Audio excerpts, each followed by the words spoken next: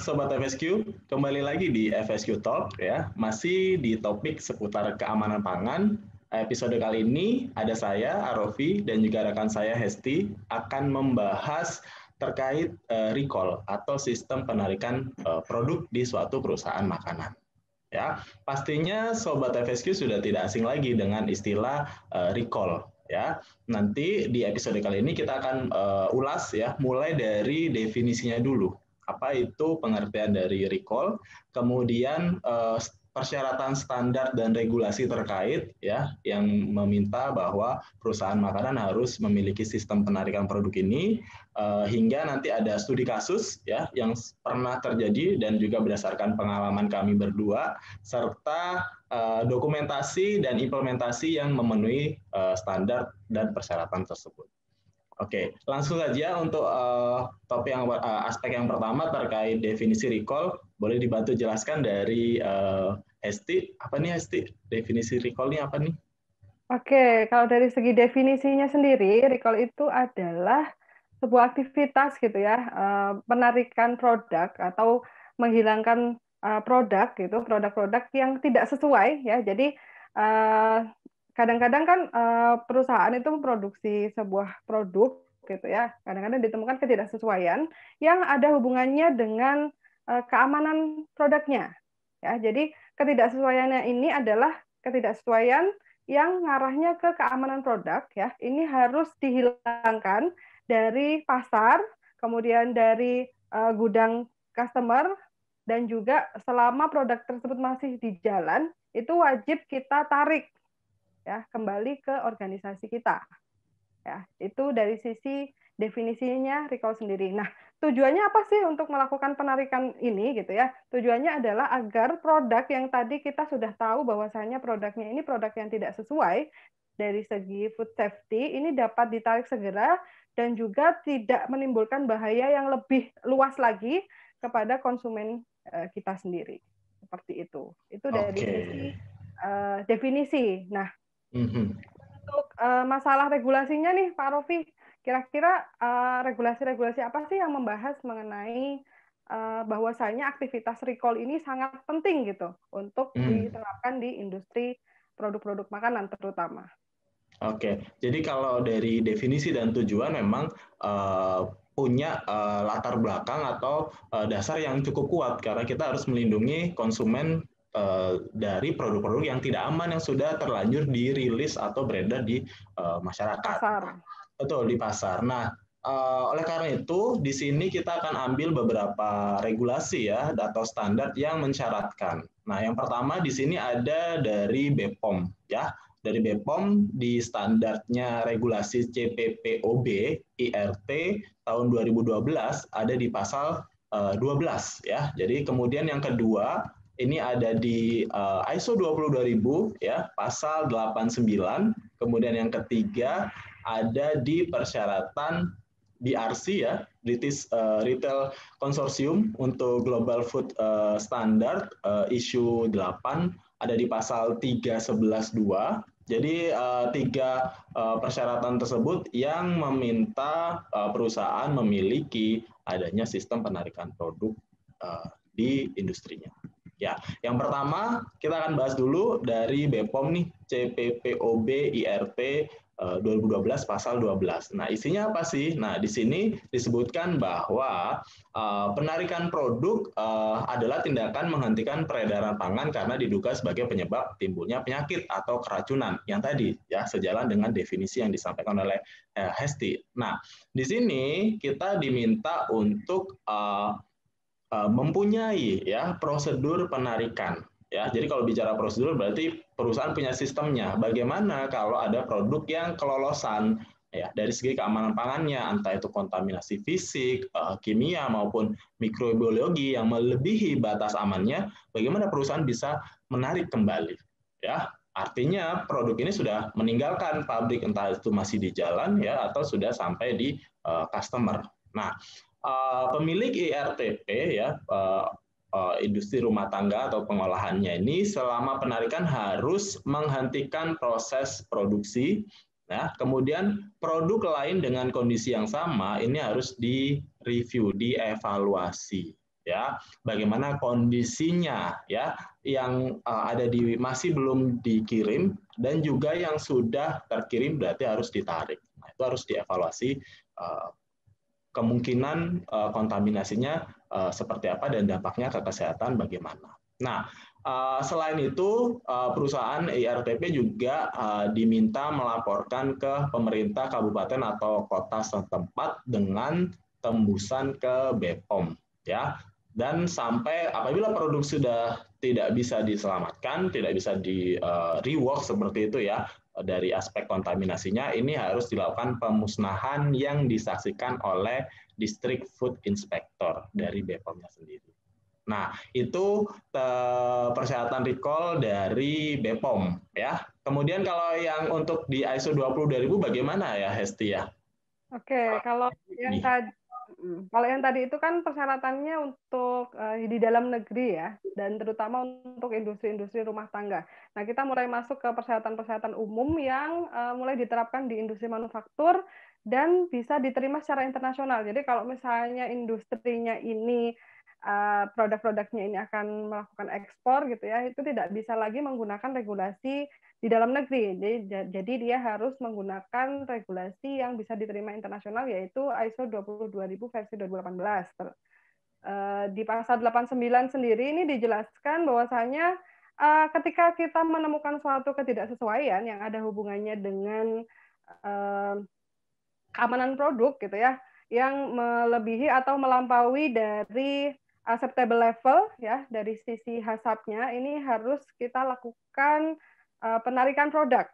Nah, di pasal 89 ini itu didukung juga oleh aturan PRP yang biasanya digunakan beberapa industri untuk memenuhi aturan ISO 22000 2018 ya. Ini biasanya yang paling umum kita arahkan ke kodeks ya, dari peraturan kodeks kode CXC nomor 1 tahun 1969 yang baru direvisi tahun 2020 ya. Sama prinsipnya seperti aturan dari BPOM ya, bahwasanya organisasi ya yang bergerak di bidang produksi makanan atau industri manufaktur produk makanan ini harus memiliki prosedur recall yang dapat mendeteksi secara komprehensif, cepat dan juga efektif. Nah, biasanya untuk prosedur recall ini akan ada sangkut pautnya dengan prosedur traceability. Jadi kita saat melakukan penarikan produk itu juga akan mempertimbangkan, oh bagaimana sih kita dapat melakukan tracing gitu ya, produk-produk mana sih yang masih dalam satu lot gitu ya dengan produk-produk yang mengalami masalah tersebut ya. Kemudian yang kedua ya, sama produk lain yang diproduksi dalam kondisi yang sama ini juga harus dievaluasi apakah berpotensi membahayakan kesehatan publik atau tidak. Jadi kan produk-produk yang jalan pada mesin yang sama, kemudian pada waktu atau lot yang sama itu juga harus dievaluasi karena kemungkinan ya ada mengalami masalah yang sama seperti produk yang tadi ditemukan tidak sesuai. Terus selanjutnya ya, kalau misalnya dibutuhkan untuk pelaporan ke otoritas yang lebih berkompeten ya, ini juga diperlukan jika memang kasus recall-nya ini sudah menyebar atau sudah sampai ke customer akhir ya. Biasanya kalau ke customer akhir kan akan susah untuk dikendalikan, jadi mungkin kita bisa minta bantuan ke otoritas-otoritas yang mempunyai wewenang dan juga berkompeten dalam hal ini ya. Oke, nah biasanya kalau sudah parah gitu ya, itu bisa kita juga lakukan public warning ya. Jadi kita umumkan ke masyarakat bahwasanya produk dengan merek apa, kemudian lot yang bagaimana itu, ini kita informasikan bahwasanya jangan sampai nih customer-customer kita sampai membeli atau bahkan mengkonsumsi produk yang bermasalah tadi ya. Nah, untuk prosedurnya sendiri untuk menguji seberapa efektif sih prosedur yang sudah ditetapkan di perusahaan gitu ya, itu kita wajib melakukan simulasi ya. Kita coba proses-proses yang sudah kita susun tadi apakah efektif ya, apakah sudah cukup mampu gitu ya untuk melakukan tes secara cepat, melakukan recall dengan cepat dan juga efektif. Nah, itu harus kita lakukan simulasi minimal 1 tahun sekali. Ini yang membedakan ya, dari yang punyanya BPOM tadi tidak ada persyaratan untuk dilakukan trial atau simulasi gitu ya, mencoba Ya, prosedur. Tapi kalau di ISO 22000 di standar internasionalnya ini diminta sampai perusahaan trial dong gitu ya. Coba dong bisa nggak ditarik beneran nih produknya. Begitu ya Esti ya? ya seperti itu. Dan ada tambahan juga nih, Pak Raffi. Saya agak kurang nih tadi menjelaskan bahwasanya produk yang sudah berhasil di recall itu juga harus dievaluasi nih. Jadi untuk menentukan nantinya tindak lanjutnya seperti apa. Ya, apakah produk ini dimusnahkan atau diaplikasikan di penggunaan lainnya. Seperti itu. Jadi Oke. harus dicari dulu akar masalahnya di mana, kemudian nanti bisa ditentukan tindak lanjutnya seperti Ya, apa. baru yakin ya sampai tuntas produk yang tidak aman Betul. tadi harus dihandle dengan cara yang tepat, entah itu mau diperbaiki ya istilahnya, atau memang ya udah kalau tidak bisa diselamatkan kita akan musnahkan dengan bukti-bukti yang sudah tersedia, gitu ya. Betul sekali. Oke, nah standar yang ketiga ini levelnya kalau boleh dibilang agak naik lagi nih. Kalau tadi udah dari yang di regional di Indonesia, kemudian masuk internasional. Nah ini juga sama standar internasional.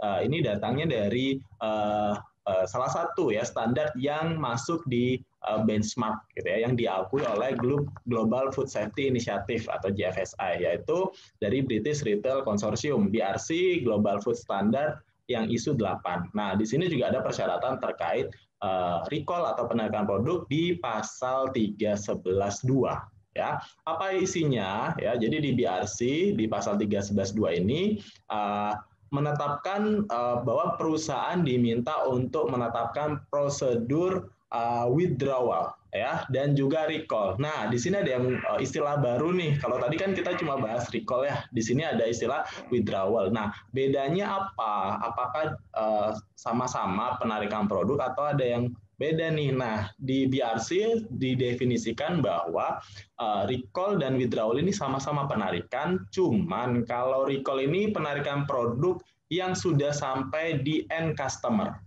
Ya, jadi customer akhir itu sudah dapat produknya sehingga harus ditarik. Tapi kalau withdrawal ini adalah produk itu sudah dikirim, sudah meninggalkan perusahaan, tapi belum sampai di end customer. Mungkin masih di distributor, mungkin masih dalam perjalanan, ya, masih di kargo atau masih di ekspedisi gitu ya.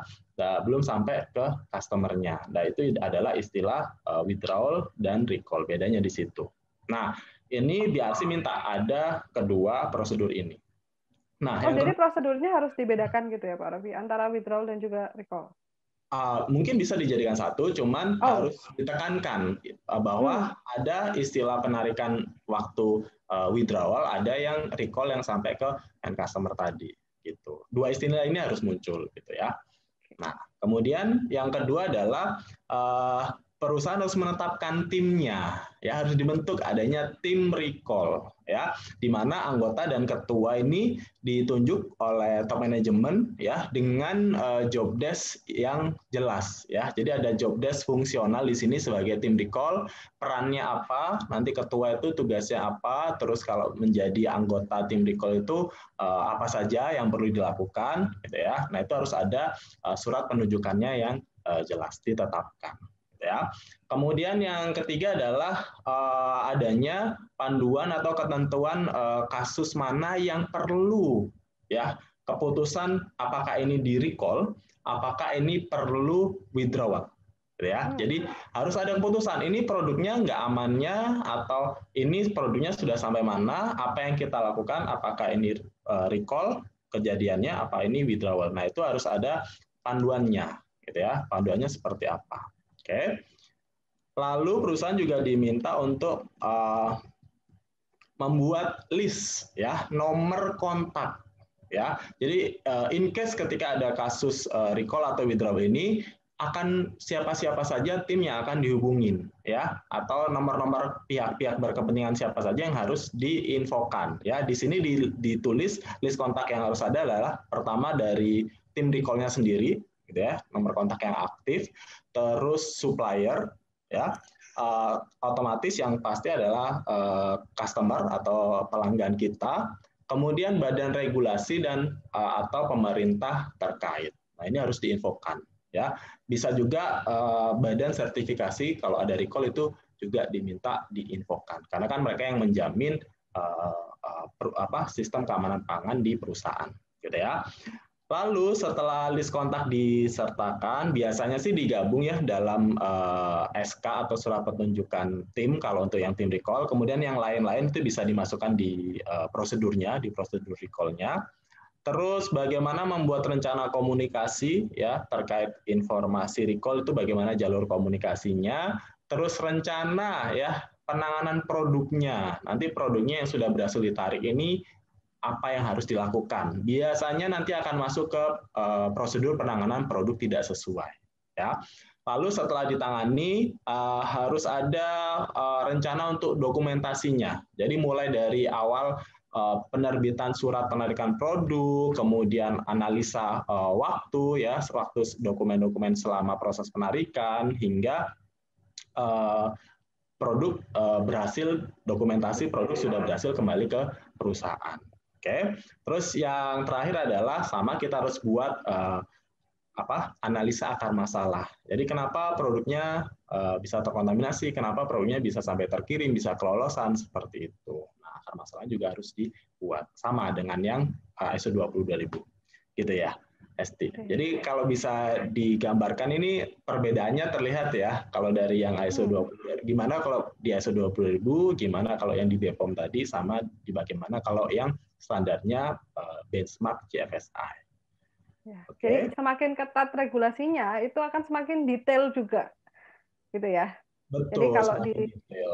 ISO tadi kan masih seputar prosedur. Gitu. Sistemnya, kalau di sini dilengkapi bahwa harus ada timnya, bahwa ada istilah withdrawal, di mana produk ini masih dalam perjalanan, belum sampai di customer, di end customer, bedanya dengan recall, gitu ya, sampai di penanganan produknya. Oke, nah itu kemudian dari standarnya. Terus kalau dari studi kasusnya nih, ada kasus apa sih, Hesti, yang pernah terjadi di Indonesia ya? Nggak usah jauh-jauh, di Indonesia sendiri ada kasus nggak untuk recall ini yang baru-baru ini terjadi? Oke, sebenarnya nggak baru sih. Jadi sudah cukup lama gitu ya, sekitar 2 tahun yang lalu. Mungkin kita semua ini waktu itu karena beritanya sangat heboh gitu ya, sampai benar-benar nasional gitu ya kasusnya, sampai ada public warning juga dari BPOM gitu ya. Ini terkait dengan kalau teman-teman ingat, kalau sobat-sobat FSQ ingat, itu dulu pernah ada penarikan produk secara besar-besaran untuk produk makanan kaleng ya. Produk ikan makarel kaleng yang mengandung cacing pita. Sarden ya. Ingat ya. Betul. Sarden. Nah, ini. Ya. Gimana tuh ceritanya? Jadi awalnya dulu ya BPOM itu menemukan 3 merek yang bermasalah. Ya, tapi kemudian setelah dikembangkan lebih jauh, setelah melakukan investigasi gitu ya di lapangan, sempat kan dulu heboh gitu ya, datang ke supermarket, datang ke minimarket gitu ya, banyak petugas-petugas dari BPOM. Setelah itu dari 3 merek ternyata dikembangkan menjadi 66 merek yang terkontaminasi cacing pita. Ya, di mana ditemukan ada 27 merek yang sudah positif mengandung cacing. Nah, setelah itu BPOM langsung menghimbau untuk menghentikan impor produk makarel yang asalnya dari Cina. Ya, jadi ini masalahnya dulu ketika sudah dievaluasi, ini masalahnya dari Cina. Ya. Dari bahan bakunya ya kalau nggak salah. Dari bahan bakunya juga, dan dari produk kalengnya juga yang dari Cina. Jadi ada dua ada dua ya. Jadi produk yang diimpor, produk sardennya, dan juga ikan ya. Jadi kalau nggak salah itu yang di Indonesia ini, produsen Indonesia ini memakai ikan jenis makarel yang diimpor dari Cina seperti itu. Sedangkan untuk yang ikan-ikan lain selain dari impor dari Cina tadi itu bebas dari parasit cacing ini. Betul ya? Ya, seperti itu. Ya, jadi ada kasusnya ada seperti itu, ada 2. Jadi ada perusahaan-perusahaan dengan merek-merek tertentu yang bahannya impor nih dari Cina itu juga dihentikan karena betul. Kan tergantung dari kehidupan si ikannya juga, gitu kan. Ya, ini yang kasus nyata ya, dan Kasus sampai nyata. recall-nya bukan hanya recall tapi sampai public warning. Dan ini kan kalau sampai public warning itu dampaknya bisa luar biasa gitu kan, dari kerugian perusahaan, kemudian kan juga bisa dari aspek psikologis gitu ya, jadi menurunkan Takut. gitu ya kepercayaan masyarakat luas bahwa waduh jangan-jangan kalau sarden yang lain gimana gitu ya, jangan-jangan selain ada cacing ada apa Apalagi. enggak. Nah, ini kan dampaknya sangat luar biasa gitu. Jadi sampai misalnya perusahaan-perusahaan yang nggak ikut-ikut impor gitu ya, kena dampaknya Hmm, juga. iya, jadi itu tadi kembali lagi ke background-nya bahwa ini sistem recall itu sangat penting ya. Jadi jangan sampai malah terjadi public warning. Kalau bisa Hmm, perusahaan sudah tahu, oh iya ini produkku ada recall aja ya. kontaminasi food safety, kita tarik dulu di lingkup produk kita di lingkup masih perusahaan di produk kita, gitu ya. Betul. Oke, itu untuk kasus dari BPOM ya yang menyatakan untuk public warning produk sarden. Nah, terus kalau dari pengalaman saya ini juga dulu pernah gitu ya Oh, pernah ya? iya, jadi ada ya kasusnya recall memang gitu ya. Jadi kasus kontaminasinya ini pengalaman saya yang sebelumnya adalah benda asing ya. Secara spesifik ini adalah patahan cutter gitu ya. Jadi yang untuk sobat-sobat rescue juga makanya penggunaan cutter ini sangat sensitif, bahkan sudah dilarang ya untuk di food manufacturing gitu ya. Bisa dialihkan menggunakan pisau atau gunting karena resikonya sangat tinggi. Jadi kasusnya waktu itu setelah selesai produksi kita ada cleaning ya, ada pengecekan QA. Ternyata di salah satu mesin itu ada bagian mesin itu nyangkut, ada patahan kaca Waduh. di mesin gitu ya, dan itu kondisinya sudah patah. Nah kalau sudah patah sudah tidak utuh, nah patahannya kemana, kan pertanyaannya begitu, sedangkan di situ adalah mesin filling yang langsung masuk ke produk. Akhirnya gitu ya kasus berkembang, dievaluasilah kapan itu terjadinya, kapan cleaning produksi terakhir. Akhirnya ketemulah berapa puluh batch yang ternyata dicurigai Wow. bisa terkontaminasi dari patahan cutter ini. Nah itu kasusnya waktu itu ya lumayan gitu ya, rame, dan memang dan real kita lakukan penarikan sekian puluh batch produk, dan itu jumlahnya ya secara fisik yang banyak gitu, bisa hampir setengah gudang itu penuh, dan itu masuk kembali lagi ke pabrik. Dan apa yang kita lakukan untuk evaluasinya, kita lakukan koreksi ya bahasanya, atau reworknya ini kita lakukan scan ya, jadi scan untuk menggunakan X-ray. Di mana nih kita lewatin tuh satu-satu produknya, kebetulan kalian Yang dilewatin sudah di recall tadi ya, Pak Rofi yang ya? sudah di recall tuh dilewatin, di mana kita bisa ketemu patahan cutternya gitu. Jadi itu Akhirnya ketemu tapi ya? akhirnya ketemu gitu ya. Jadi ketemu, dan ya syukurnya yang lain masih bisa diselamatkan. Jadi kerugiannya ya dari biaya penarikan gitu ya, jadi biaya install X-ray gitu ya, jadi biaya untuk sortir lagi melewatin satu, dan itu makan waktu yang beberapa bulan untuk sampai selesai kasus. Tapi produknya masih bisa di rework ya? Oh ya, ya itu yang sudah dilewatin X-ray berarti kan aman. Gitu. Aman, oke. Iya, nggak ada isi patahan cutternya, itu bisa dirilis, bisa dijual lagi. Oke. Gitu. Oke, Ya. kalau tadi Pak Rofi mungkin bahayanya terkait bahaya fisik ya. Kalau saya ini agak lain, bahayanya mungkin ke arah kimia gitu ya. Jadi dulu pengalaman ya, pernah ketemu juga ada produk tepung terigu gitu ya. Biasanya kan kita pakai fortifikasi zat besi ya. Betul. Zat besi itu kita sudah tetapkan sekitar 250 ppm. Tetapi ternyata ada kelebihan ya. Ketika diuji itu bisa sampai 1250-an ppm. Jadi sangat gede gitu ya selisihnya. Nah, ini ketemunya di mana? Ketemunya waktu itu, waktu setelah selesai produksi, itu kan kita biasanya ada uji lab dan juga uji produk ya. Nah, di lab ini karena sifatnya adalah sampling, ya, itu nggak ketemu nih, tetap normal. Jadi 250 ppm tuh masih 250 ppm gitu ya. Nah, ketemunya adalah di bagian tes aplikasi produk. Jadi ketika kita pakai untuk bikin mie ya, waktu itu bikin mie kemudian bikin roti, itu warnanya jadi agak kehijauan ya, mirip seperti penampakan dari zat besi yang kita tambahkan seperti itu. Nah, dan kemudian setelah diuji sensori itu rata-rata panelis kita itu mengalami pusing. Wow, langsung Jadi ya karena efeknya. kebanyakan gitu ya, dan juga ada aftertaste-nya yang pahit.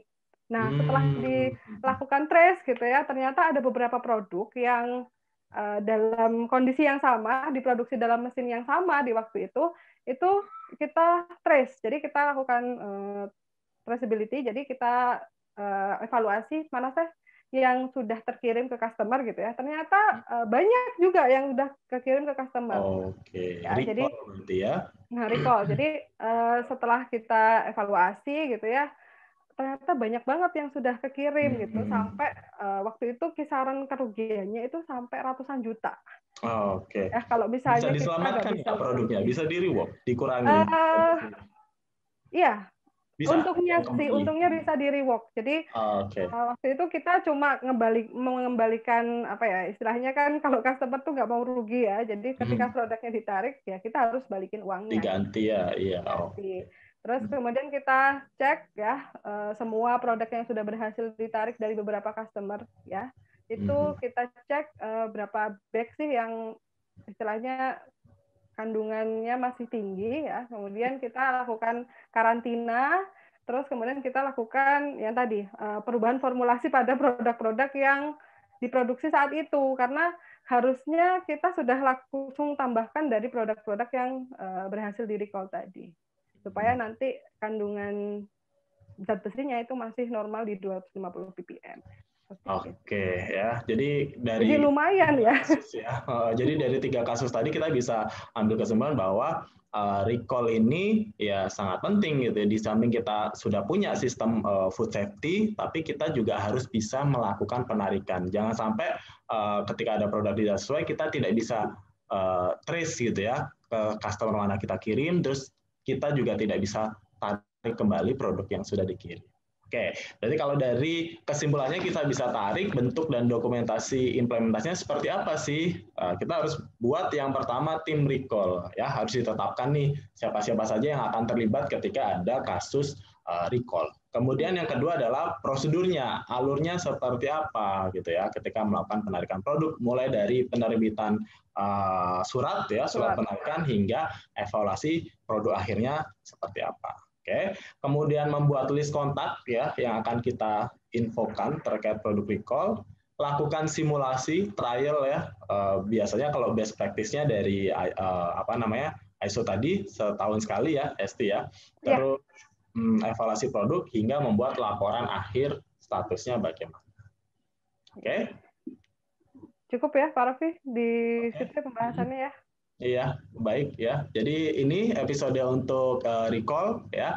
Jadi Sobat MSQ nantikan terus ya untuk episode-episode selanjutnya. Oleh karena itu jangan lupa di like videonya, di share ke sobat-sobat FSQ yang lain, ke teman-temannya di lingkungan kerja gitu ya, atau ke teman-teman di lingkungan kuliah gitu ya, untuk sobat-sobat FSQ yang masih kuliah mungkin, dan juga di subscribe ya karena di next episode kita akan bahas juga isu-isu terkait food safety and quality. Dan Oke. yang pastinya lebih menarik dan lebih menarik lagi untuk kedepannya. Iya. Ya. Oke, terima kasih. Sampai jumpa Sobat FSQ. Terima Bye. kasih Esti.